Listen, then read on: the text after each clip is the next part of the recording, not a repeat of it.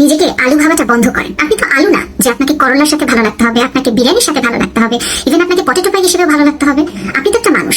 কেন আপনাকে সবসময় সব জায়গায় অ্যাডজাস্ট করতে হবে, বা কেন আপনাকে মানুষকে সবসময় খুশি করতে হবে, কেন আপনাকে সবসময় হ্যাঁ বলতে হবে, কেন নিজের মনের কথাটা বলতে গিয়ে আটকে যান? আপনি কি সমালোচনাটা নিতে ভয় পাচ্ছেন, নাকি এটা ভয় পাচ্ছেন মানুষ আপনাকে আগের মতো পছন্দ করবে না, নাকি মনে হচ্ছে আচ্ছা থাক, মানুষটা এত কষ্ট পাবে, এটা আমিই করে ফেলি কাজটা। এবং দীর্ঘদিন আপনি যখন একটা মানুষকে অভ্যস্ত করে ফেলছেন, সবকিছুতে অ্যাডজাস্ট করছেন, সবকিছুতে হ্যাঁই বলে যাচ্ছেন, যেটা হচ্ছে মানুষজন আপনার ওই ক্যারেক্টারিস্টিক্সটাই দেখে অভ্যস্ত। আপনি হঠাৎ করে যদি না বলেন, তখন তার কাছে মনে হয় যে কি ব্যাপার, না বলতেছে কেন, ও নিতে পারছে না কেন।